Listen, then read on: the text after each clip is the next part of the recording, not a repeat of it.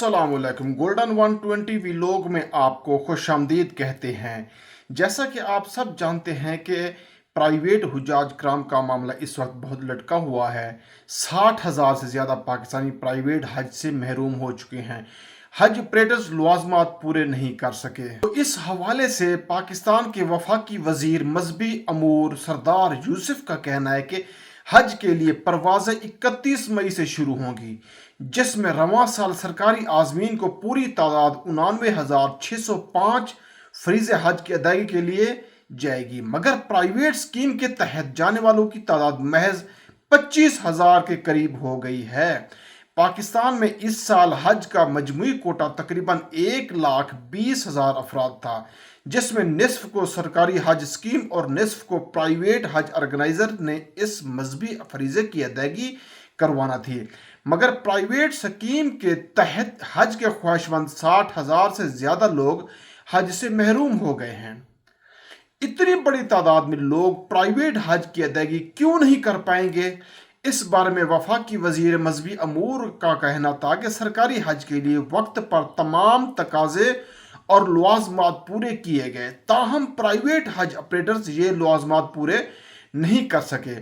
उन्होंने मजीद कहा कि इस बारे में वजीर आज़म शहबाज शरीफ की कायम करदा तहकीकाती कमेटी काम कर रही है और इसकी रिपोर्ट की रोशनी में कार्रवाई की जाएगी और जिन लोगों से एडवांस लिया गया था वो वापस करना पड़ेगा। पाकिस्तान के शहर एबटाबाद से ताल्लुक़ रखने वाले मोहम्मद जाहिद खान ने रवां साल फरीज़ हज की अदायगी की नीयत की और इस्लामाबाद के एक ऑर्गेनाइजर को कुल रकम का 75% जनवरी में ही अदा कर दिया।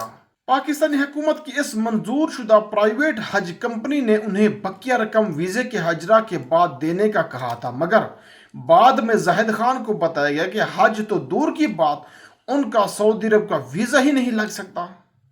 जाहिद इन हज़ारों पाकिस्तानियों में से हैं जो इस साल हज नहीं कर पाएंगे।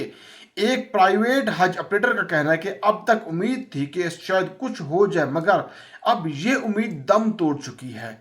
नाम ना ज़ाहिर करने की शर्त वो बताते हैं कि अक्सरियती हज ऑपरेटर ने मुख्तलिफ किस्म की खरीदारी कर रखी थी, जिसमें सरकारी तौर पर सऊदी हुकूमत को दी जाने वाली रकूम तो वापस मिलने की उम्मीद बाकी है, मगर वो खरीदारी जो कि रिहाइश, ट्रांसपोर्ट और दीगर अमूर के लिए की गई, उनके वापस मिलने का कोई इम्कान नहीं।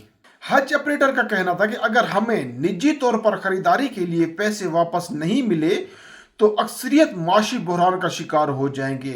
हुकूमत को चाहिए कि वो सऊदी हुकूमत के साथ रब्ता करके रकूम को वापस दिलवाने की कोशिश करें।